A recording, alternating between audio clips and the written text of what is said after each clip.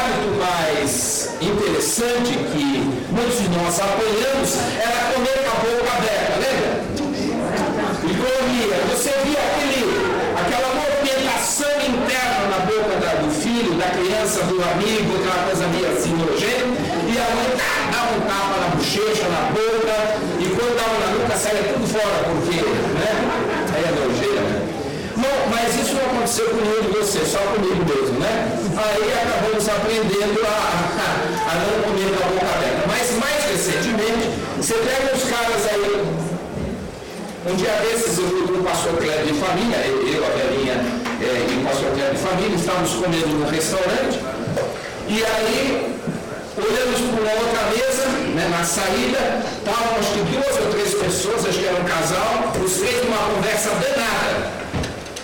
Você conversando com alguém de fora, ele pelo celular. Esse é um hábito horrível, é quase do capeta, do capiroto, do que é verde mesmo, do sapo-igual com o rabo verde. Então, aí você vai conversar com alguém, você sai com alguém, e esse alguém não sabe se olha no celular ou se olha para você. E Facebook? Não, parece que o mundo depende de você saber as informações do Facebook.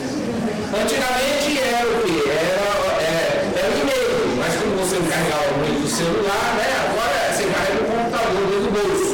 Mas hoje é Facebook. E aí você está conversando com a pessoa sobre o que Jesus fez na sua vida, perdão de pecados, está o cara sorrindo com os olhos, porque ele viu alguma coisa engraçada no Facebook. Aí você não sabe se você se expressou direito ou se o cara é doido. Então são hábitos. Hábitos, eles são muito, muito perigosos. Hábitos também, eles podem ser muito, muito bons. Olha, hábito é o comportamento que determinada pessoa aprende e repete frequentemente, sem pensar como executá-lo. E é algo também que não lhe causa incômodo.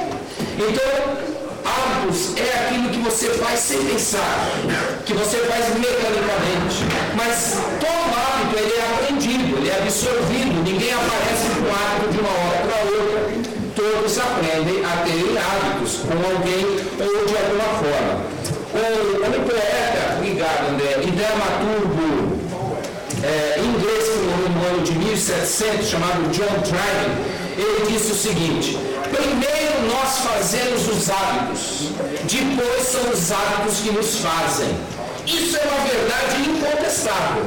Primeiro criamos o hábito ou aprendemos o hábito. Daqui a pouco o hábito está nos dominando. É o que eu falei agora há pouco do celular. O celular hoje domina a conversa, domina a família, domina tudo. E é interessante sobre essa questão de hábito, é o fato também que Sócrates, o poeta, o filósofo grego, ele disse: você é repetidamente o que você faz. Excelência não é um evento, é um hábito. Vou ler de novo. Você é o que repetidamente você faz. Excelência não é um evento, é um hábito. Sermos bons maridos não é um evento, é um hábito que adquirimos com alguém. E seremos bons maridos por uma repetição de hábitos. Ser uma boa esposa, ser um bom cristão, sermos bons pais, não é um evento. É uma excelência de um comportamento que foi aprendido e é repetidamente executado através daquilo que a gente chama de hábito. Então a nossa excelência nos comportamentos é algo que vem dos hábitos que aprendemos. Ser excelente no trabalho, ser excelente cristão, ser um excelente trabalhador, não é uma ocasião, é uma maneira, é um estilo de vida que é determinado pelos nossos hábitos. E é interessante que a nossa mente ela funciona assim com 2 tipos de ações. Uma delas é o que eu chamo de ações conscientes. Essas ações conscientes fazem com que nós possamos prestar atenção naquilo que estamos executando. É para uma prova, é quando você vai fazer o exame prático para tirar as driver's license ou a carteira do motorista no Brasil, você faz consciente. Mas, quando como os especialistas falam, quando você tem uma repetição de alta frequência, quando você repete, e repete, não é repetir de ano na escola não, tá? Quando você repete aquela ação ela é homologada pelo cérebro e ele conclui, olha, ele sabe fazer isso automaticamente. Então, de ação consciente, ele vai para uma ação inconsciente. Dizem os especialistas que depois de você repetir a mesma ação durante 21 a 30 dias, 21 dias a 30 dias, essa ação consciente ela vai para esse campo de ação inconsciente e se torna um hábito. Mas é mais ou menos quando você tem o hábito de ter o mesmo horário de acordar e fazer as repetidas coisas quando levanta. Quando você percebe, você já está sentado comendo um ovo. E você, mas eu coloquei o ovo na água, eu fiz isso, fiz aquilo. Ou quando você vai dirigir, quando você é o mesmo trajeto durante muito tempo, quando você percebe, já cheguei aqui. Por quê? Porque a sua ação inconsciente, que a gente chama de hábito, ele dirigiu as suas ações. Então, é muito interessante, por exemplo, como é que um hábito ele acaba dirigindo a nossa vida. Por exemplo, um dos hábitos que eu queria destacar é de um trabalho novo, de um novo trabalho. Então, até então, no seu antigo trabalho, você acordava às 7 da manhã e fazia determinada ação. A partir de hoje, no novo trabalho, você tem que estar no trabalho às 3 da manhã e vai fazer um trabalho totalmente diferente. Então, você tem que criar um novo hábito. E dizem os especialistas, para se criar um novo hábito, você vai precisar de duas coisas. A primeira é a motivação. E a pessoa que vai no novo trabalho, no novo horário, numa nova atividade, a motivação dele é a recompensa do pagamento no final da semana, na quinzena ou no mês. E também no próprio desenvolvimento profissional. Agora, além da motivação, precisa da estratégia. A estratégia para a pessoa continuar motivada é manter o foco nas motivações, que é o dinheirinho e o desenvolvimento profissional. É a mesma coisa para usuário de droga, usuário de álcool, maconha, etc.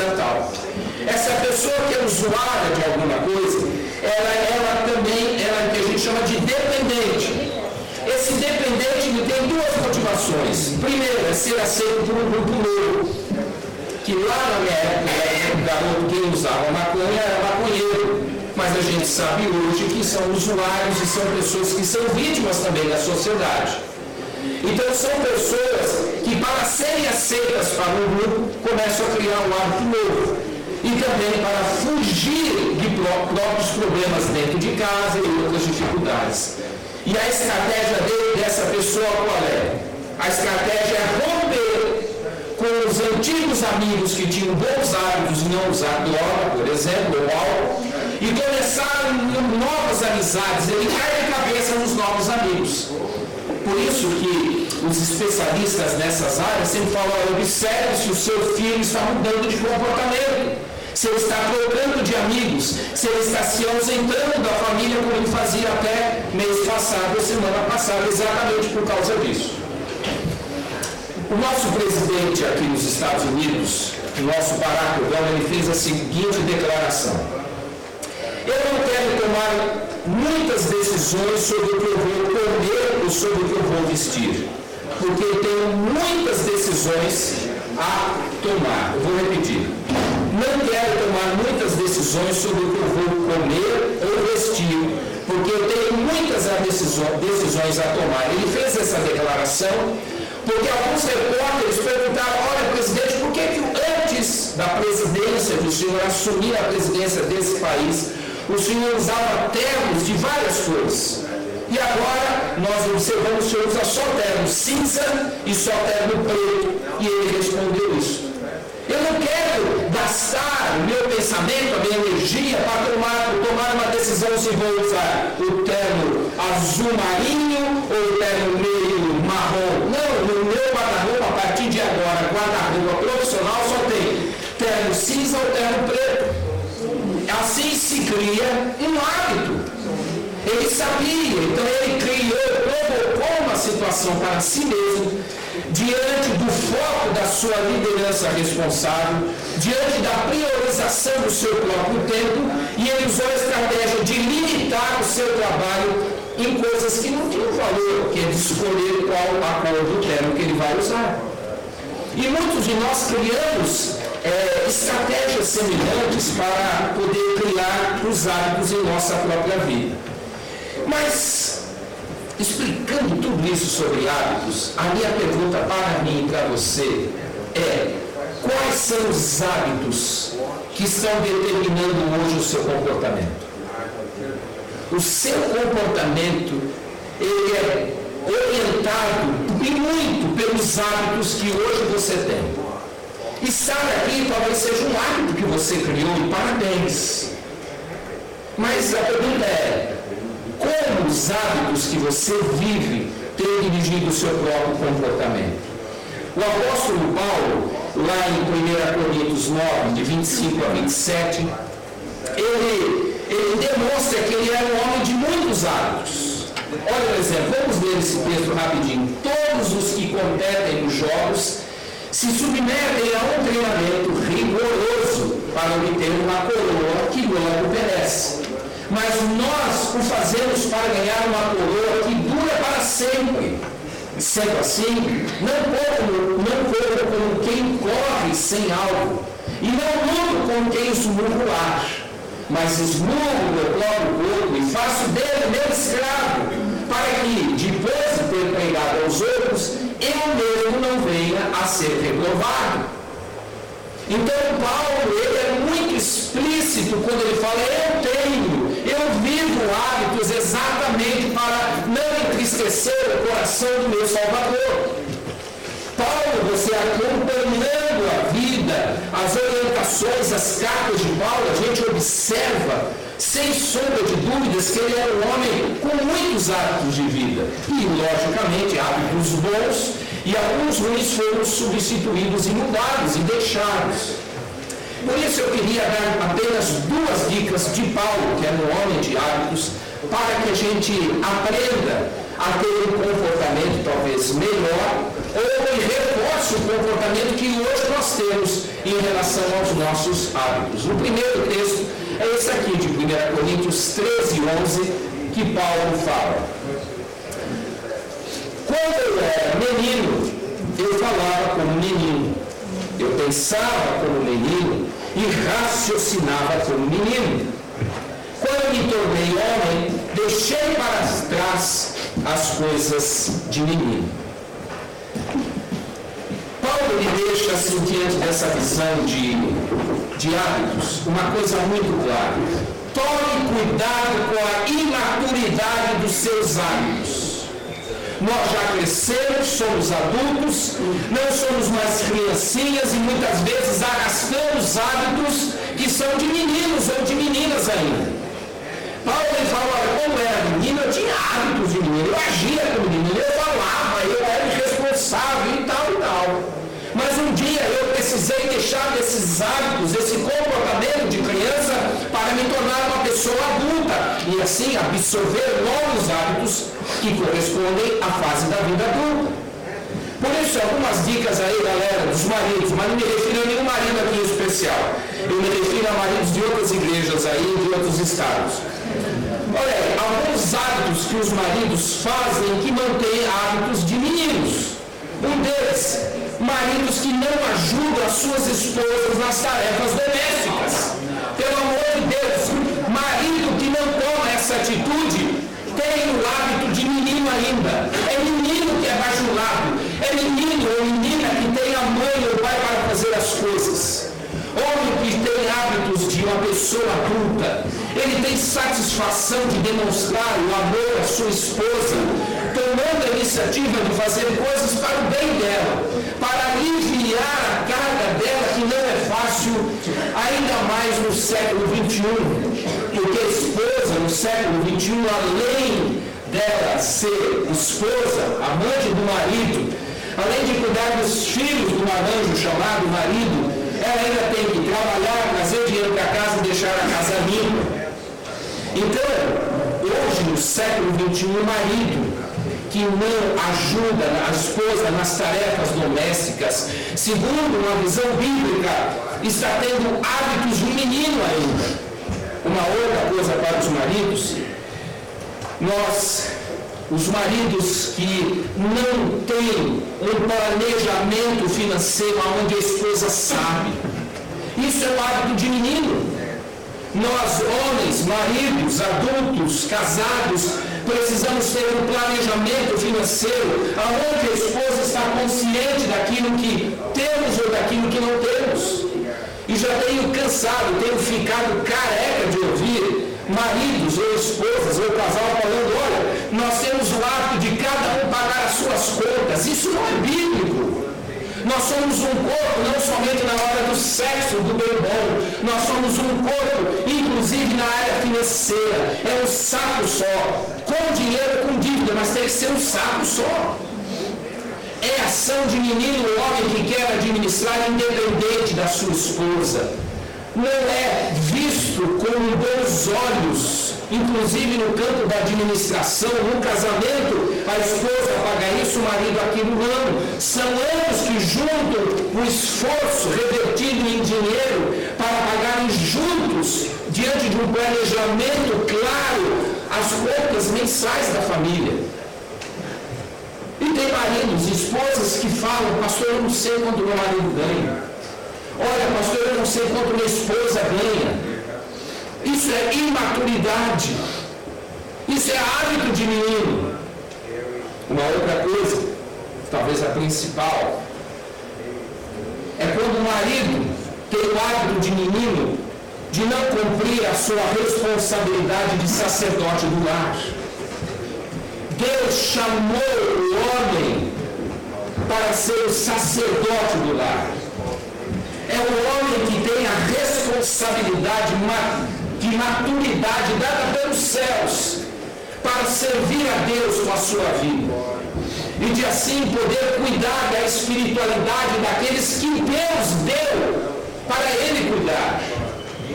Olha, maridos e futuros maridos, não pensem que você escolheu a sua esposa, bel prazer. Deus preparou umas meninas bonitas, com a capacidade cristã, bacana, séria com Deus, e falou assim: olha, essas meninas têm um perfil para você. E Deus confiou a vida daquela menina, que Ele cuida desde a barriguinha da mãe dela, confiou a você uma responsabilidade séria. E nós vamos negar a nossa responsabilidade de sacerdotes, de cuidar da espiritualidade dessa esposa e dos filhos para uma outra pessoa, não fazê-lo. Isso é ato de menino. É ato de menino. Os maridos não têm um momento de oração com as suas esposas e com seus filhos diariamente. E uma dica, viu? Maridos podem ser excelentes na cama, mas se não tiverem um momento diário de oração, jamais serão uma só carne. Maridos, orem com as suas esposas. Deixe de lado a desculpa: eu oro quietinho, eu oro quietinho. Isso não existe.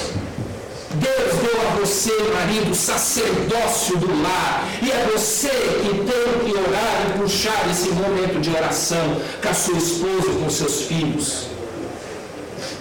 E olha, maridos, vamos deixar de ser meninos, de não termos o nosso momento com a nossa esposa e com os nossos filhos, de ler a palavra de Deus juntos.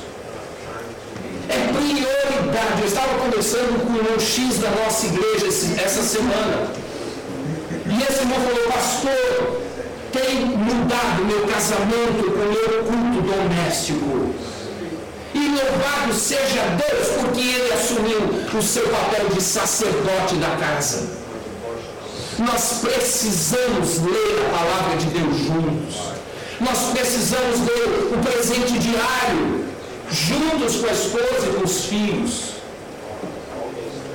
Temos tempo de ler manuais de como funciona tal máquina, como funciona a máquina chamada velha. Temos tempo de ler o manual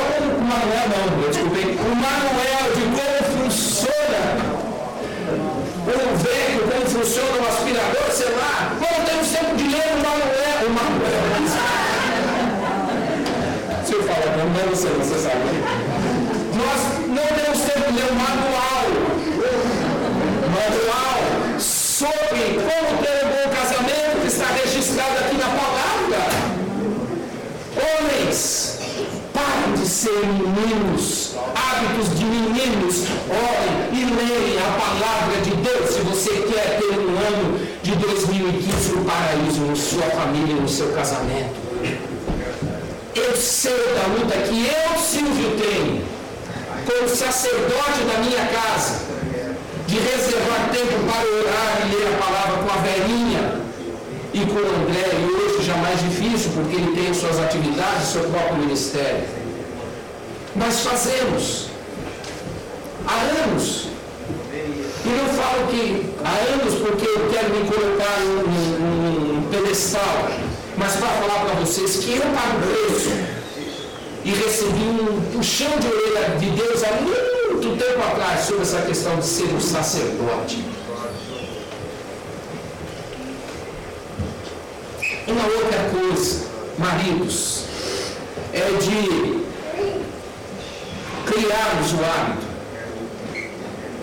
maduro de sermos cooperadores fiéis na vida financeira da igreja local. Precisamos, porque isso ensina como é gostoso quando eu vejo pais que dão um dinheirinho para o filho, quando as crianças estavam aqui em cima, para trazer a sua oferta de $1, 25 centes, 50 centes. Como isso é educativo, é pedagógico. Mas, maridos, vamos voltar a ter hábitos de termos o compromisso de fidelidade financeira com a igreja local, seja aqui a nossa igreja, seja irmãos de outras igrejas, precisamos assumir esse sacerdócio. E a última coisa para os maridos, as esposas já me aguardam, é que os maridos, olha, pelo amor de Deus, maridos, mude o hábito do discurso. Por exemplo, eu não irei celebrar a Jesus hoje lá na igreja porque estou cansado, estou chateado, estou deprimido. Pelo amor de Deus, você está ensinando isso para o seu filho e para a sua esposa. Cresça! Deixe o hábito de menino, em vez de você falar na igreja que estou com enxaqueca, estou deprimido, estou chateado, você deve discursar o seguinte: eu vou à casa de Deus, porque lá o Senhor vai me curar. Eu vou à casa de Deus, porque Deus vai me usar naqueles que estão piores do que eu. Esse tem que ser o nosso discurso de homens maduros e sacerdotes eleitos por Deus para a nossa família. É esse que tem que ser o nosso posicionamento. Meninas, olha aí. Não, coisa simples. Esposas que têm hábitos de meninas, queridas, deixe o hábito de deixar o planejamento financeiro apenas sob a responsabilidade do marido. Isso é muito bom. Você canta, o marido fica sabendo, o cara trabalha feito um animal, e você fica gastando, fica mandando para o Brasil sem o marido saber. Isso é pecado, isso é errado. Isso é um ato de irresponsabilidade e de menina. Casou-se, é um só corpo em todos os aspectos. Ambos merecem e precisam o respeito da informação. Você tem que se informar com o seu marido como é que está a nossa vida financeira.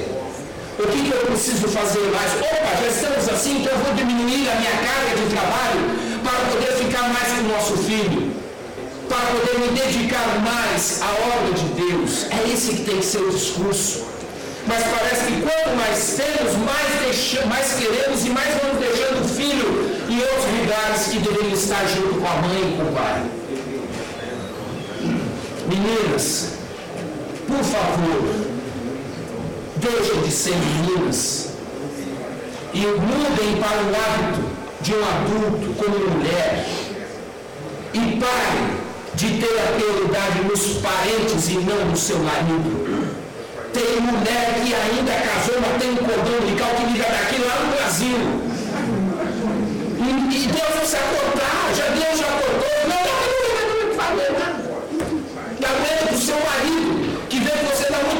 atenção dos seus parentes em outro lugar do mundo do que a ele. E depois uma situação chata acontece a ele, vagabundo, safado, traidor. Você criou essa situação. Nós precisamos dar atenção para o nosso marido, ou então não casar-se. Mas também não vale descasar. Um abismo chama outro abismo. Então, não descase. Mantenha-se casado. E meninas são solteiras. Ora, pensa, pede revelação de Deus. Não, eu falo para todos vocês que têm me procurado. Mesmo que eu procuro vocês. A melhor coisa da minha vida, e a Velhinha concorda, não sei se com respeito, mas é o fato de que envelhecer com a pessoa que a gente ama e servindo a Jesus não tem nada melhor a não ser o céu. Eu dou minha vida para provar que casamento é uma coisa do céu que vale a pena. Mas case-se uma vez, pense antes de casar, para depois não ter um cordão umbilical ligado não sei aonde e não sei com quem. Vamos deixar de ser meninas, de manter o foco no filho e esquecer o próprio marido. Olha, o caráter de um menino, de uma criança, é estabelecido não somente por uma boa mãe e um bom pai, mas principalmente por um bom marido e por uma boa esposa. Porque todo bom marido será um bom pai, mas nem todo bom pai é um bom marido. Esposa, cresça, deixe de ter hábitos de menina e valorize o seu marido, o pobre coitado, que está dando beliscando o azulejo, porque você não atende, não visita o menino. Meninas, valorizem prioritariamente o seu marido. O seu filho é uma bênção, é um presente, é uma flecha. Mas essa flecha vai embora. E o seu marido vai ficar com você. Se você cuidar, senão ele vai embora junto. Meninas, por favor, deixe de ser meninas e crie um ambiente de espiritualidade na sua casa. A responsabilidade de sacerdote do seu marido, ponto final. Mas a responsabilidade de criar um ambiente de milagre, de espiritualidade é seu, ponto final. O marido chega cansado como você, ou talvez até menos que você, e a televisão da sua casa está sempre ligada, na novela. Ou no Jerry, existe aquele nome Jerry ainda? Só de sacanagem? Existe. E está ligado no Facebook, que já mencionei. Fala, amor, você está cansado? Olha, você fica casou na rua, o sinal não está curto. A coisa está acabada. O Facebook dá mais atenção no Facebook do que no marido, do que no filho. E como é que se vai criar um ambiente de espiritualidade com o Facebook concorrendo com a palavra ou com aquele ambiente de atenção? Olha, muitos marido olha, é uma coisa bacana, mas estranho. Ele não fala. Ele fala por atitudes, pelo olhar. Se você está olhando o tal no Facebook, você não vai ver que seu marido está mal. Observa o olhar dele. Observa as atitudes. Observa. Pare de olhar no Facebook, pare de ter televisão ligada. Crie um ambiente de espiritualidade na sua casa. Caso contrário, você está sendo, infelizmente, uma menina. Olha, cultuar na igreja, muitas irmãs são meninas quando tem o seguinte hábito: olha, eu só vou na igreja quando não estiver muito sol, porque vai aproveitar e ir para a praia. E nisso carrega o filho. E olha o exemplo maravilhoso. Eu repito, não sou aqui contra tirar férias, tem que tirar férias. Mas tem nego que vem no verão, fica os 3 meses de férias. Isso não é de Deus, isso é imaturidade, isso é meninice. Outra coisa, olha, se não tiver muito frio, se não tiver neve, eu vou na igreja. Aí, o garoto aprendendo tudo de você nesse hábito. Se não tiver muito cansada, se não tiver na regrinha, no vermelho, no farol vermelho, eu vou na igreja. Então você nunca vai na igreja. E E seu filho nunca vai aprender que o lugar dele é crescer dentro da casa de Deus. E a segunda e última dica, eu já falei demais. Segunda dica. Paulo falou aos Corintianos, olha aí, 15:33, olha o que ele fala. Não se deixe enganar, as más companhias corrompem os bons frutos. Vamos ler juntos? Não se deixe enganar, as más companhias corrompem os bons frutos. Olha aí, gente. Obrigado pelo ato, valeu, gente. Obrigado. Eu não estava sentindo falta desse ato. Obrigado. Segunda, a primeira foi cuidado com a imaturidade dos seus hábitos. Segundo, cuidado com a fonte dos seus hábitos. Nós somos seres biopsicossociais. Uau! O que é um ser biopsicossocial? O ser biopsicossocial é biológico, que somos nós. Somos sociais e somos também, temos a nossa parte psicológica. Então isso quer dizer que nós somos altamente influenciáveis por os que estão próximos de nós. Todos nós somos facilmente influenciáveis, exatamente por essa nossa constituição biológica, psicológica e social. Por isso é que Paulo fala, olha gente, toma cuidado. Toma cuidado que algumas pessoas podem corromper os seus bons hábitos, ou ele usa nessa tradução, os seus bons costumes.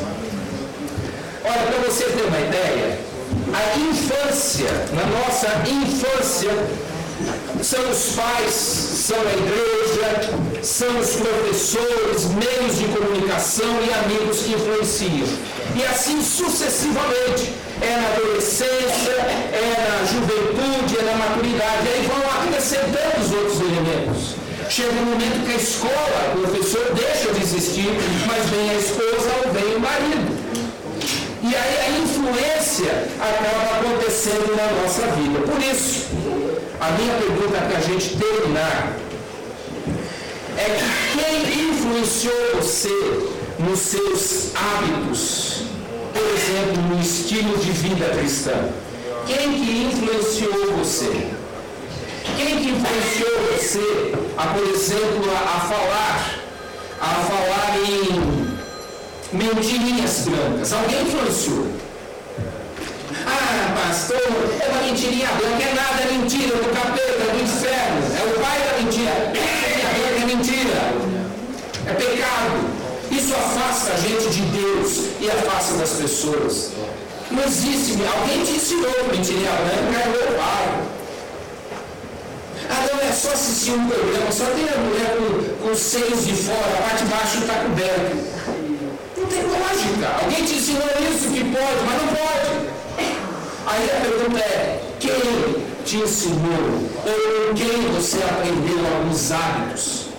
E logicamente me refiro a maus e a bons hábitos. Mas alguém te influenciou. Alguém te influenciou também, talvez a falar mal dos outros, ou a colocar as pessoas lá embaixo. Mas talvez alguém te ensinou a falar palavras que animem as pessoas. Isso é um hábito, isso é um hábito bíblico.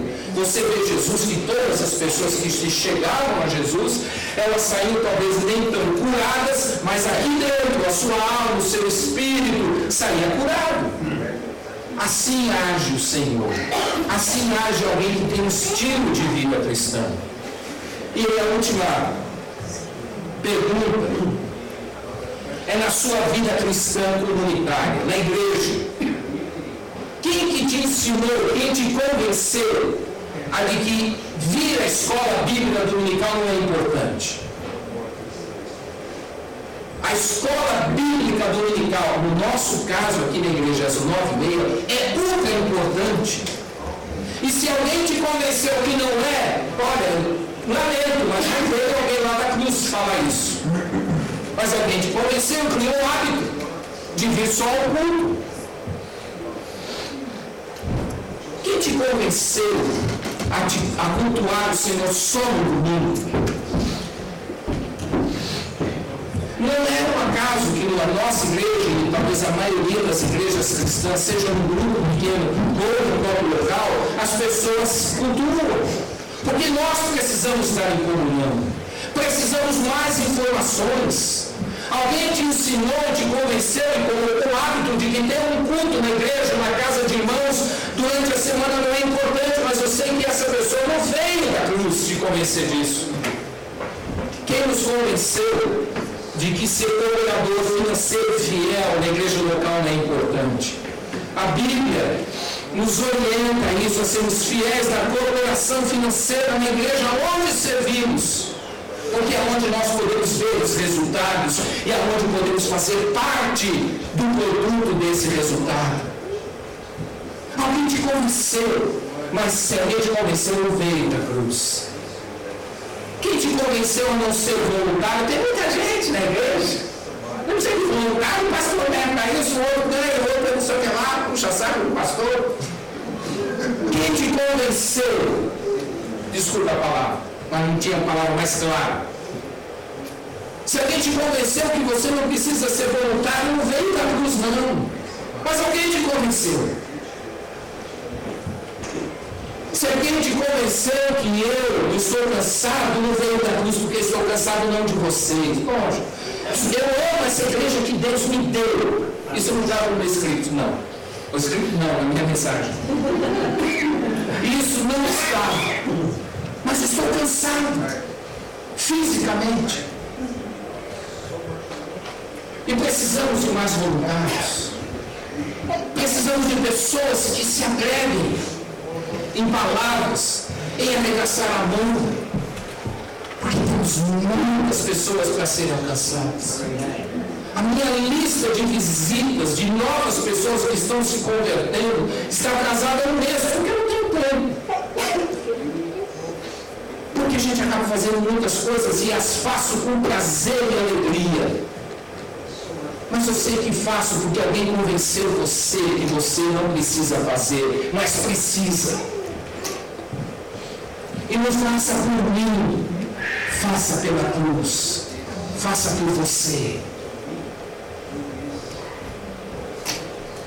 Um anônimo disse: só o hábito pode dominar o outro hábito. Muitos hábitos ruins foram mencionados e poucos bons. Mas só o hábito pode substituir o outro hábito. Eu chamo isso de troca com troco. Quando nós substituímos um hábito ruim por um hábito bom, nós estamos no lucro. Mas eu chamo de troca de bolo quando transmutamos, substituímos um hábito bom por um ruim. É troca de bolo. Mas troca inteligente, troca com troco, é quando nós substituímos um hábito ruim por um hábito bom e ficamos no lucro. Mark Twain, que morreu em 1910, é um dramaturgo, escritor americano, que escreveu as obras de Tom Sawyer, as aventuras de Huck Finn e Tom Sawyer. Ele falou o seguinte, presta atenção. A gente não se liberta de um hábito atirando pela janela. É preciso fazê-lo descer a escada degrau por degrau. Eu vou repetir. A gente não se liberta de um hábito atirando pela janela. É preciso fazê-lo descer degrau por degrau. E nessa manhã, para a gente terminar, eu queria desafiar você a pegar alguns hábitos que Deus, o Espírito de Deus o fez lembrar nessa manhã. E você pegar esse mau hábito e convidar a sair degrau por degrau na sua vida. Mas simultaneamente esse mau hábito que vai descer, você vai convidar um bom hábito a subir degrau por degrau na sua vida. Hábitos, por exemplo, de ver pornografia, hábitos de falar mentira, hábitos de não priorizar o relacionamento com Deus, hábitos de não ser sacerdote do seu lar. Por isso, feche os seus olhos.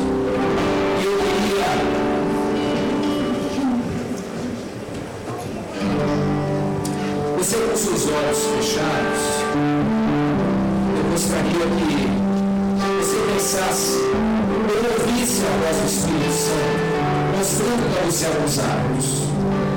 Hábitos que você, como marido, como esposa, como filho, como homem, como mulher, como cristão ou não, você tem tido. São hábitos que têm acabado com a sua alegria e com a alegria dos outros. Por isso eu quero desafiar você a pedir que o Senhor Jesus o ajude a mandar esses hábitos ruins descer degrau por degrau da sua vida. Mas convidar que hábitos bons subam degrau por degrau na sua vida. É um processo de um hábito consciente para um hábito inconsciente. Vir à igreja, talvez, seja um hábito que você precisa começar a cuidar, a subir. E você precisa repetir, até se tornar um hábito bom na sua vida. E assim, orar com o marido, submeter-se ao marido, à esposa. Então, se temos alguém aqui nessa manhã,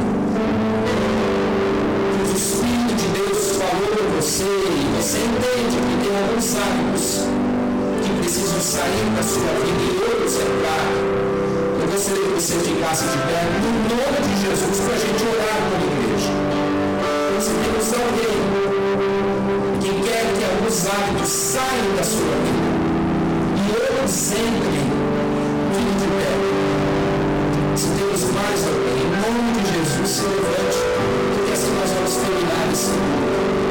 O mundo onde hábitos vão mudar. Hábitos de maridos, hábitos de esposas, hábitos de famílias, hábitos da igreja, hábitos de ricos, hábitos de pobres, hábitos de quem tem muita cultura, hábitos de quem pouca cultura tem. Se temos dois alguém, fique de pé no Senhor.